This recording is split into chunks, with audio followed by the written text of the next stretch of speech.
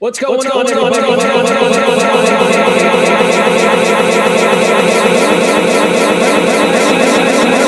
With you this evening to take you through the 9-game NBA slate. We'll also dive into some other stuff. We can do NBA futures. We can look ahead to the weekend.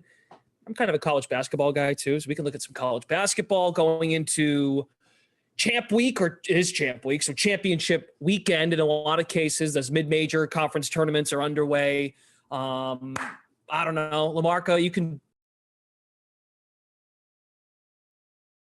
you folks want to discuss down the stretch, we can certainly get into. The Arnold Palmer Invitational is currently in progress as we speak in the golf world. So whatever you'd like, drop your questions in that Twitch and YouTube chat.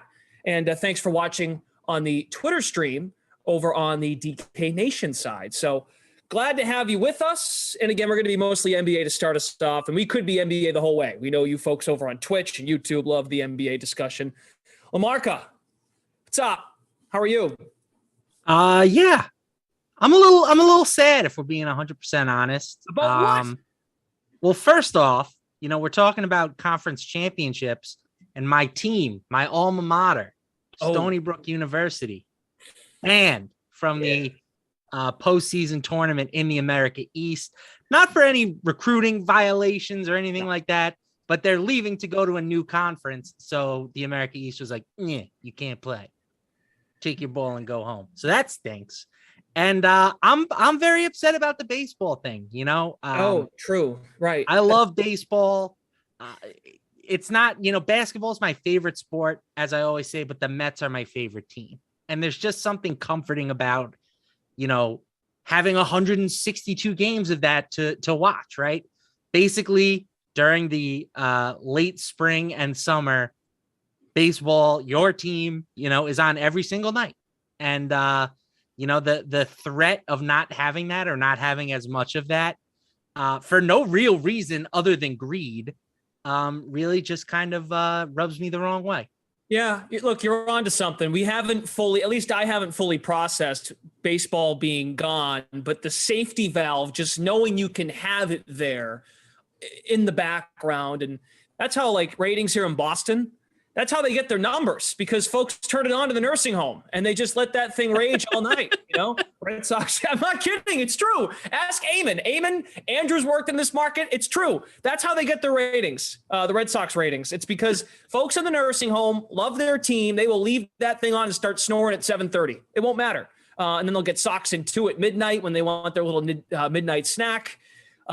Yes, just having it there. We're a ways away still, but and what I mean by a ways away is we're still a month out when the season would normally start. So I think it's going to take a little time for us to fully process it, but you are smart, and yeah, it's we're going to feel it, I think, if they don't get that thing figured out, for sure. How about a thought here on this NBA slate this evening? A couple really nice, good games here. Bucks Bulls is a great game. We're going to be saying that a lot, I feel like, down the stretch, these final 5 weeks of the season. Every game in the Eastern Conference has so much weight as we try to figure out who will get the number 1 seed, who will get home court in the first round. I guess that's really the only marquee game on the schedule as it pertains to teams that are like, and you go, oh, the Cavs and the Sixers, I guess, is a pretty good game too. Yeah, there are some fun games tonight for sure. That battle for the top spot in the East is definitely going to be something to watch here down the stretch. The Heat have opened up a 2.5 game lead. The Heat, the best team that seemingly nobody wants to talk about. But, you know, the Celtics have been hot. We know that the 76ers have been playing well. They've won 4 straight with James Harden. You know, the team that really seems to be struggling here is the Bulls. So 5-point home underdogs versus the Bucks. That's kind of an eye-opening number, right? I wouldn't have necessarily expected them to be 5-point home dogs here, but you look at their recent form, they have not played a lick of defense really over the second half of the season. So yeah, it'll be interesting to see where that number closes, because it initially opened at 3. So definitely some interest in the Bucks here from people. The Bulls have been very good at home this year, too, against the number. They came out of the break, played Atlanta, barely covered. It was a 3.5-point spread. They covered by 4. Chicago is a top 4 team altogether in the NBA when covering against the spread, but the number 1 record against the spread at home at 22-11. Any chance this has any movement? Is it too big of a number? Like, is it sharp, the 5 points? I think it does appear to be some sharp activity, right? There's more money on the game than tickets, right? Or on the Bucks than there are tickets, which is normally a sign that the professional bettors, aka the guys who bet the most money, are siding with the Bucks here. So the Bucks are a team that they have played well at times, but it's not like they're a juggernaut, right? They're 38-25. I kind of view these teams pretty similarly at the moment. You know, Milwaukee has also played very little defense of late. They're in the bottom 10 in terms of defensive efficiency over their last 10 games. So I think this should be a fun game, right? I mean, you look at the total, it's up at 240 points. I might even consider taking the over on that number just because of these two teams playing zero defense and, you know, two of the best offensive teams in the league all year these have been. Matt LaMarca has an article up on dknation.draftkings.playbook. You want to go to the playbook tab, click under NBA, and it reads NBA betting, fantasy advice, DraftKings basketball, DFS picks, predictions, odds for March 4th. And as a lot of our writers and contributors do, is they can tie in both worlds, daily fantasy and the betting world. So you might be in a place where, hey, I can't bet. I'm not in a state that's legal. Who cares? It kind of all relates because as LaMarca points out, well, if you do care, I don't mean to offend you. I can understand why you care. But it can relate to your daily fantasy needs. Bucks, Bulls, as we've discussed, Rockets, Nuggets. I don't see much defense being played there as either. And Wolves, Thunder. There are a lot of opportunities here for stacking with these 3 games, I would imagine. Yeah, and the big concern with the last 2 games that you mentioned, you know, the Nuggets are 13.5-point home favorites versus the Rockets. So there is certainly some blowout concerns in that contest, but the Nuggets right now are implied for over 126 points. They average about 113 on the year. So just a massive increase from what they typically do offensively.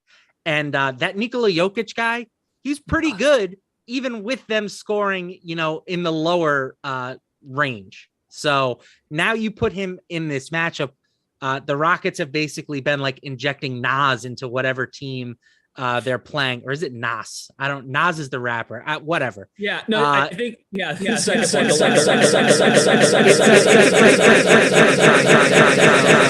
Jokic for sure, somebody that I'm interested in, but there could be some interesting value opportunities too. You know, you've got a guy like Bones Highland who's been playing well recently. You know, Bryn Forbes has been knocking down a ton of 3-pointers since coming over to Denver.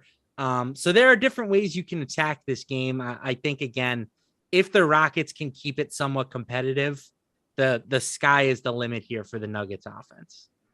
Rockets have been better as of late, too, in terms of like staying in games. I know they had a really weird start to the year. They started like 0-7, and they won 7 in a row. They were a wacky team at the beginning of the season. But after Christian Wood, I don't know if they have enough depth. I know Tate is kind of a do-it-all guy from a daily fantasy standpoint, but he can rack up the boards as well. This is also kind of big is an overused term in sports. It's a big game. It's a big game. But maybe a bounce back game is the best way to put it for Jokic in terms of his MVP status too, because he's kind of slipped the last couple of games. He kind of needs a night here. You're at home Friday night, bad opponent, like take care of business here, put up some big numbers and wrap this sucker up by the end of the third quarter. It's unfortunate because, again, in my opinion, I've been saying this all year. I think Nikola Jokic has been the best player in basketball. Okay. He does so much for this team on a nightly basis. They can't do anything when he is off the floor. If you look at like advanced metrics, he is going to basically rewrite the record book in terms of like PER and stuff like that. But I really think that he's kind of out of it now. You know, he would need I think he needs Joel Embiid to like, get hurt or something like that. Embiid, in my eyes, deserves to be a bigger favorite now than -120. The narrative has just shifted completely in his favor, even with Harden in the fold now. Joel Embiid is still getting all sorts of buzz. And I just have a hard time seeing the people who vote on this award giving it to anybody else at this point. Jokic plus 260 at the moment on the DraftKings Sportsbook. I couldn't agree with you more that he's been crucial to what Denver has done this season in the Western Conference. I was concerned right when the trade was made for James Harden. I wondered, well, he's going to eat into what Joel Embiid's stat line will be. However, what I did not consider enough, and it didn't surprise me once I saw it once I looked at the box score, I didn't watch much of the Timberwolves game, but I did watch a few of their games against the Knicks. James Harden did the same exact thing, sacrificing his game, being a distributor, fitting in, proving, okay, people think I'm this out of shape guy who doesn't care about winning games and being part of a winning environment. He proved he's doing exactly what he did when he went to Brooklyn initially. I thought he was playing great basketball for the Nets last year. I think people forget. You know why they forget? Because of the side stories of Irving and Durant. Those two are doing all the talking. Meanwhile, James Harden putting his head down, playing great basketball. I thought he was playing excellent last year. And I do think MVP case last season. I do think that James Harden gets disenchanted with certain situations very quickly.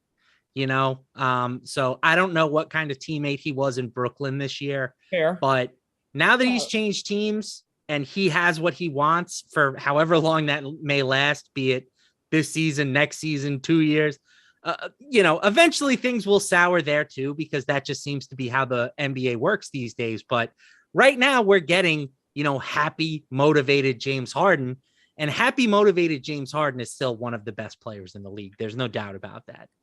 Agreed. I get it. Okay. Because you could point to what happened in Houston at the end. That was pouty. But I would argue of the three guys in Brooklyn before the trade, Durant, Irving, Harden, the happiest of the three is James Harden these days. I would argue he just got the heck out of there. He didn't feel like being part of something that was too unknown. Speaking of the Sixers, home against a Cavaliers team that after the break has slipped a little bit. They got beat by the Pistons first game out of the break. I think the Cavs, I'm sorry, I don't have their schedule pulled up, but their last game, they were home favorites. And I think they might have lost by double digits. So they were down double digits most of the game. They lost by 21 points to the Hornets. Wow. Or it might have been another game too, where they were down big and a team they should have covered against. The Cavs rallied and made it more competitive than it actually was. But my point being is they have not looked strong out of the break. And it was a team, JB Bickerstaff, coach of the year. I was kind of advocating that maybe he has a chance for the award with Chris Paul's injury in Phoenix. That could hurt Monty Williams and the status of the Suns. They're going to be fine, I think, in terms of him holding the award. But Bickerstaff, second best odds. It was Memphis. It was no, that wasn't Memphis. My bad. It was Minnesota. They lost by 5, but they were down. They got outscored by 20. They got outscored by 24 combined, second and third quarter, and they made it. They outscored them by 8 in the fourth to only lose by 5. So yes, and their last game too against the Hornets, not great. So they're getting 8 tonight in Philly. How do you feel about this game? Yeah, it's a big number. I would lean towards Cleveland now that Darius Garland is back. I know that not the best showing from him in his first game back. He played great. The rest of the team kind of just didn't. But that to me has been the main reason for their struggles, is that they lost basically their entire backcourt, right? No Karis LeVert, no Garland for the first 3 games post All-Star break. They even lost Rajon Rondo to an injury. We obviously know about Sexton and, Rubio. And so they have just been running through guards. Now that Garland is back, I think that should help stabilize things for the Cavaliers. He is one of the most important players in the league. He handles, he's like a top 5 player in terms of touches per game. He facilitates that Cavaliers offense. They need him. So now that he is back, despite what we saw against the Hornets last time out, I do think that they are going to start trending in the correct direction again. Darius Garland points prop over 21.5 at plus money, plus 100. Our friend Shirag Hira, he runs the show basically over at DK Nation, where Lamarcus' article was posted today. That is the most bet prop today on DraftKings, but the odds were at minus 120 for 20.5 points for Darius Garland. It's also a nice way of promoting that tonight's Sixers Cavs game will be the DraftKings Sportsbook NBA bet stream. That will be the game they will broadcast. It will be Shirag and a couple guys from the Action Network, Matt Moore and Raheem Palmer. You can check that out at 7:00 on NBA League Pass. Shirag will be there giving his insights, so it doesn't interfere with this show. Figured give him a little plug. So that's the game they're going to focus on, and we'll see if the Sixers can stay red hot. As far as we've talked about a couple of totals that have massive totals that could point to good spots in the daily fantasy world. I'm reading here from your article: Hawks, Pistons, Rockets, Raptors, all third game, 4 nights. To me, seeing the Raptors on that list, I know the Orlando Magic are, but dude, Nick Nurse plays his guys a lot of minutes. Like, that wouldn't surprise me if the Magic kind of hang around. That's probably a little low. Maybe if it was closer to 10, like maybe at 8-9 points, I'd be intrigued. But what do you think about the Raptors? This is a team that they need the games, right? It's a game they got to get with the playoff picture. Well, all those minutes for the starting unit is really starting to catch up to Nick Nurse and the rest of his team. They're going to be without Fred VanVleet again with a knee injury. OG Anunoby is sidelined. That's a finger injury. You can't really blame the minutes for that, but there's a reason why most coaches don't play their guys 40 minutes a night anymore.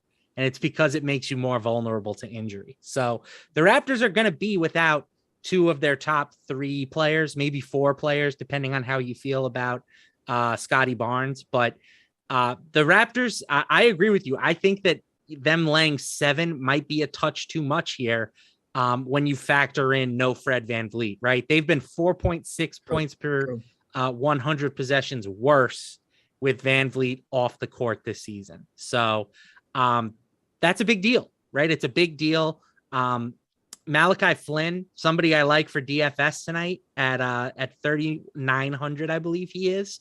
He's been playing pretty well in VanVleet's absence, but there's a notable difference for in terms of real life results. There is game logs. Just 19.25 against the Pistons, but his previous 2 against Brooklyn, 35, 36. That might be more of an indictment of Brooklyn before they got Durant back. And that game that was an under. I remember that game, March 1st. Minutes have gone up. And then you mentioned in your article as well, Wendell Carter. I don't know the latest, questionable due to a non-COVID-19 illness. So that's something we'll have to keep our eyes on. Yes, and Wendell Carter Jr. has been quietly playing some really good basketball of late, routinely scoring 40 DraftKings points or more, and he has been their best player this year in terms of, on-court impact. Their net rating increases by 11 points per 100 possessions with Wendell Carter Jr. on the floor. A large majority of that comes from his defense. They allow 6.7 fewer points per 100 possessions with Carter Jr. on the court this season. So I would want to see him in the lineup before actually locking in a bet on the Magic. But if he's active, I think 7's a good number against this banged up Raptor squad. Again, we'll take your questions on YouTube, also on Twitch. We're going to spend a couple more minutes on the NBA. There's a whopper of a report coming from Ian Rappaport. Whopper of a report from Ian Rappaport. Yeah. Wow. Yeah, that's not in football mode. Used to saying Ian Rappaport reports. That's always fun doing headlines and stuff. But a big report about about Russell Wilson and the Washington football team, which is now the Commanders. We'll get to that though. in just a few minutes. Want to run through some more. So you like the Pistons tonight. You like Pistons getting the points. Pistons have played well out of the break. They have. They beat the Raptors last night. Yeah. The Raptors are a team that the Pistons always seem to play well against. I don't know if it's that Dwayne Casey connection, something like that.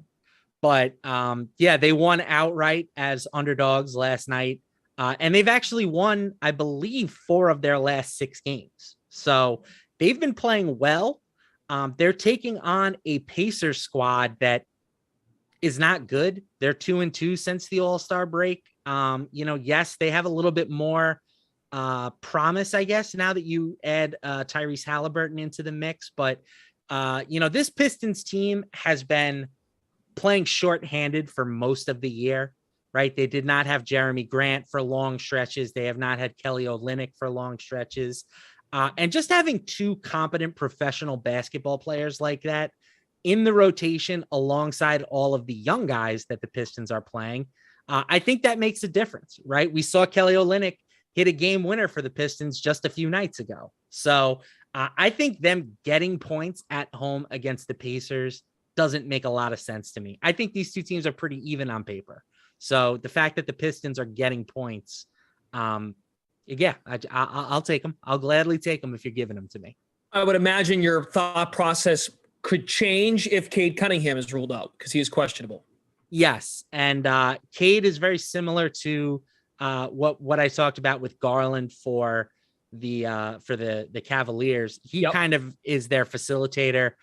He does everything, and even though he's maybe been a little bit disappointing by some people's measures, he got off to that dreadful start. Field goal percentage was super low, but he's turned things around, and the Pistons have been at their best offensively with him on the floor this season. So yes, I would feel differently, but again, the way this line has moved, you could have got the Pistons at 3 points earlier. It's now down to 2.5.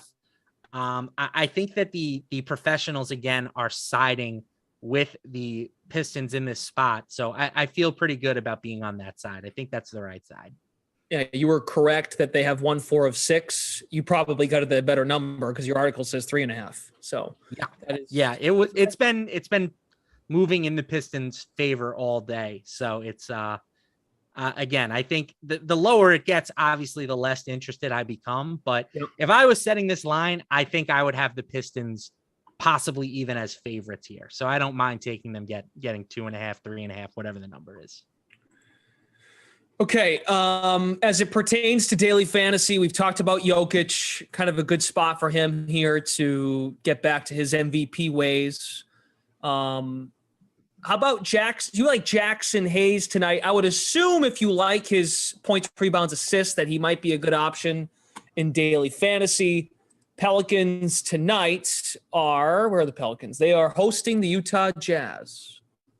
Yeah, I think he's still a nice option here at 5,200. He's kind of taken over as the starting power forward for the Pelicans, which, he was somebody that you would have thought of as like a center in years past, but he's playing a lot of his minutes now next to Jonas Valanciunas, and that role has kind of worked for him.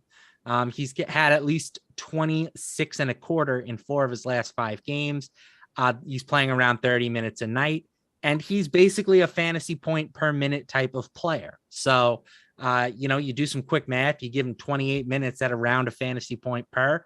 I think 5,200 is a very fair price tag for him. 17.5 is the number right now. It's the same as your article, and now it's at -110, so it's at even money. Take a look at that if you so choose. And yes, he's played well from the fantasy daily fantasy standpoint, really since the middle of February.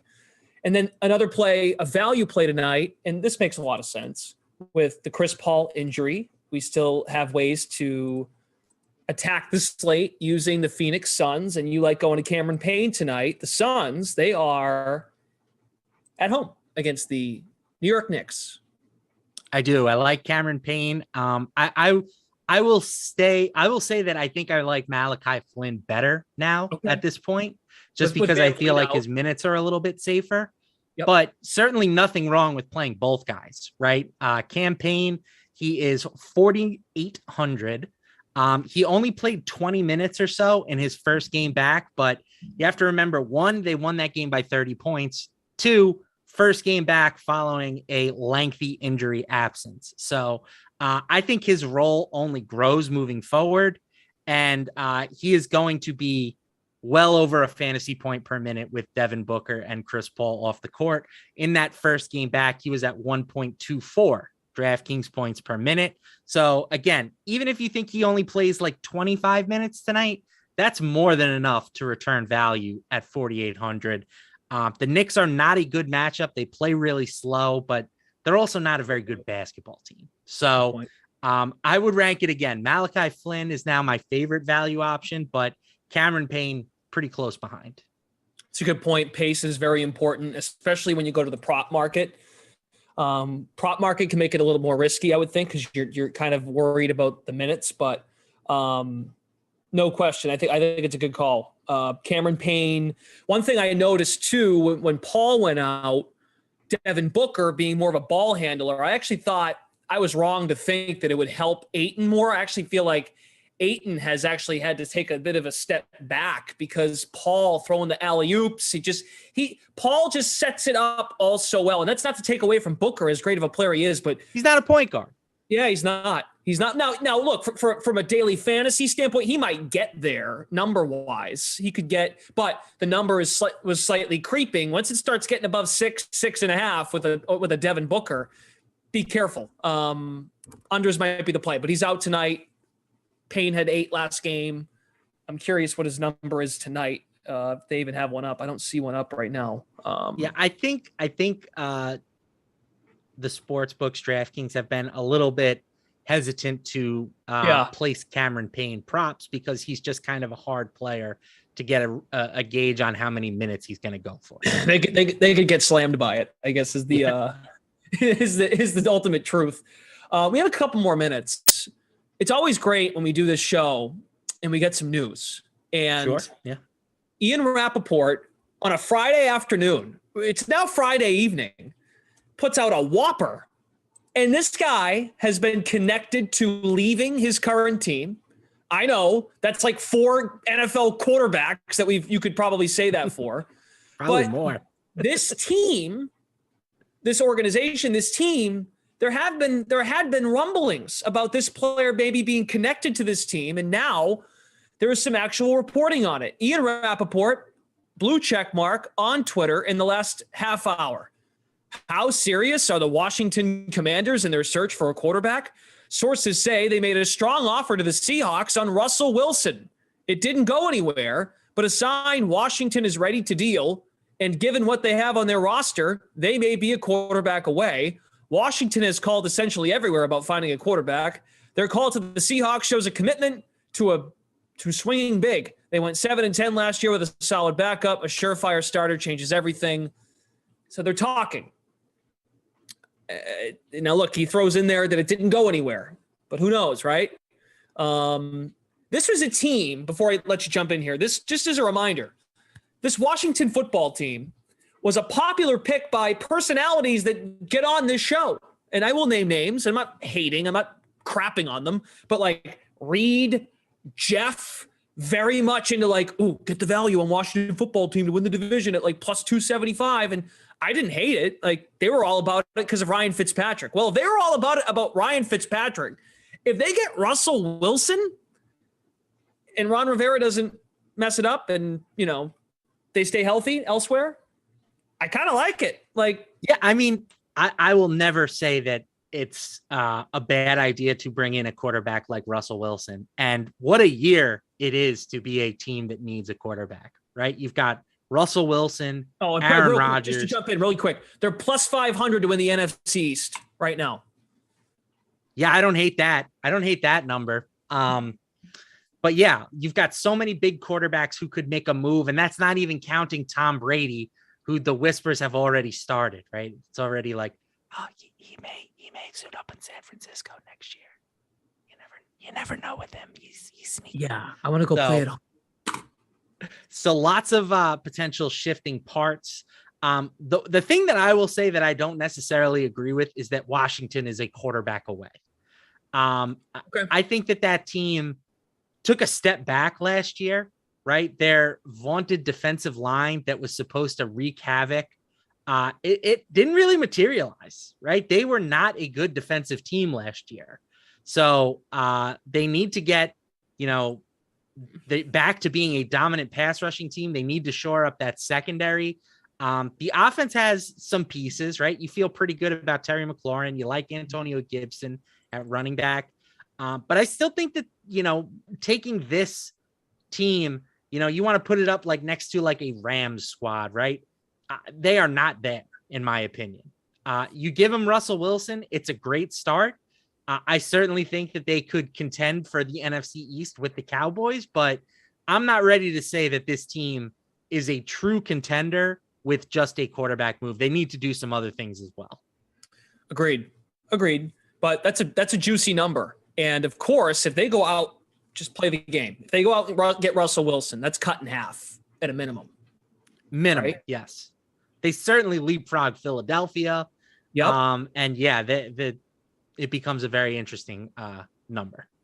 Russell Wilson was also banged up for the first time in his career last year. And who's to say? Now, oftentimes when not just quarterbacks, but anyone gets hurt in the NFL, sometimes that creates it creates each and every year they continue to get banged. What's up?